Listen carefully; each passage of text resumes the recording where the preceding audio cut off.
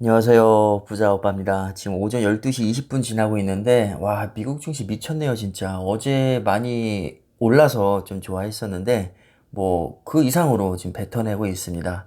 다우존스가 2.35%, 나스닥 4% 넘게 빠지고 있고, S&P 500 2.8%. 지금도 실시간으로 계속 빠지고 있습니다.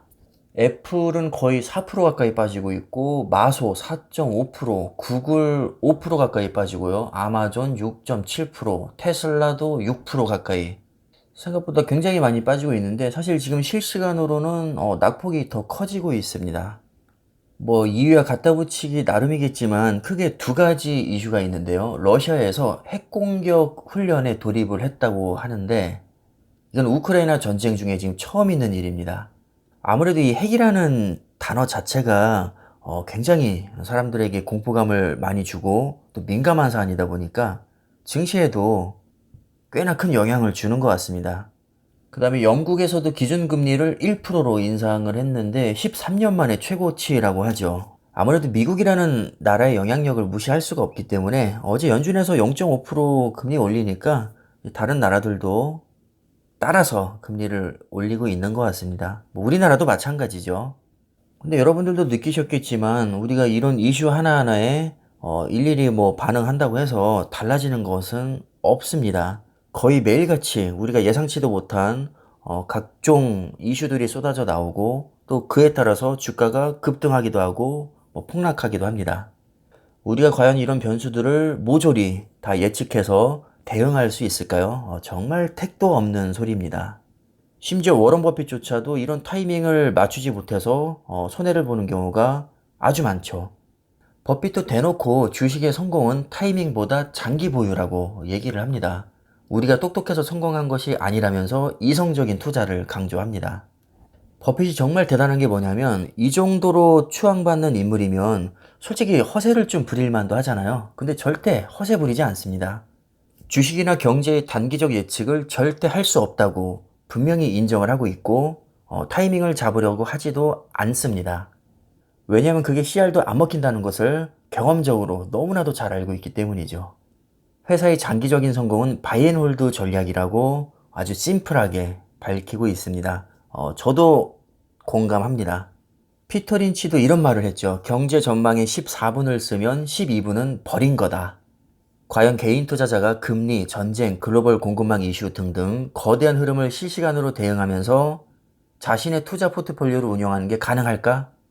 물론 시도는 해볼 수 있고 몇 번은 타이밍을 잘 맞춰서 수익을 낼 수도 있지만 이게 지속 가능한 투자인지는 잘 생각을 해봐야 한다고 밝히고 있습니다. 그러면서 이렇게 얘기를 했죠. 주식 투자자에게 경제 전망은 전혀 필요 없을 뿐만 아니라 오히려 투자를 망치는 지름길이다.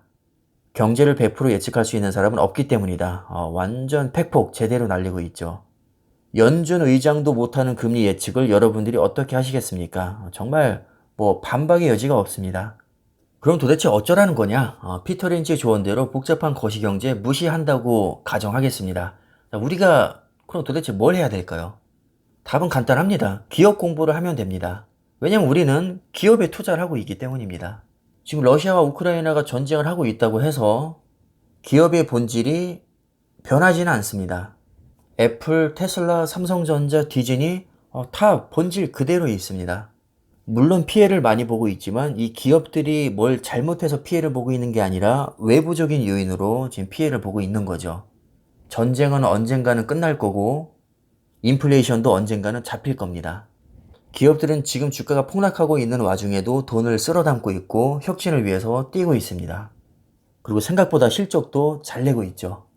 그럼 걱정할 필요가 없다는 겁니다. 우리는 기업의 가치를 믿고 애초에 투자를 시작했고 이런 지금 외부적인 요인들 솔직히 예상하지 못했죠.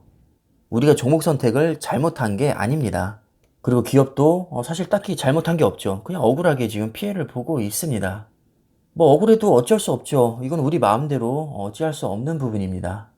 하지만 분명한 것은 이런 외부적인 악재들은 언젠가는 해소가 될 거라는 거고 영원히 가지 않는다는 겁니다.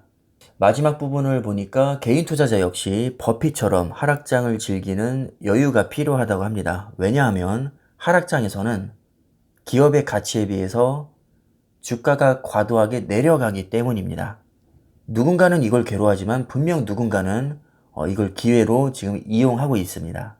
투자와 관련해서 사람들이 가장 많이 하는 후회는 그때 그걸 팔았어야 했는데가 아니라 그때 그걸 안 팔았어야 했는데 그때 그걸 샀어야 했는데 이렇게 후회하는 사람이 압도적으로 많다고 합니다. 물론 판단은 각자의 몫입니다. 솔직히 이런 얘기 지금 잘 들어오지 않겠죠. 뭔 소리 하는 거냐. 지금 주가가 자고 일어나면 맨날 빠지고 있는데 소나기는 피해 가야 된다. 지금 손절하고 저점에서 재진입하겠다. 얼마든지 그렇게 하시면 됩니다. 100% 하락장을 자신한다면 이왕이면 숏을 치는 게 좋겠죠. 저는 아무리 생각해도 피터 린치나 버핏의 말처럼 주가 예측이 무의미하다고 생각하기 때문에 그냥 좋은 기업에 최대한 오래 붙어 있을 생각입니다. 선택은 각자의 주관대로 하시면 될 것 같고요. 한 번쯤은 생각해 볼 문제인 것 같아서 제가 한번 영상을 간단하게 다뤄봤습니다.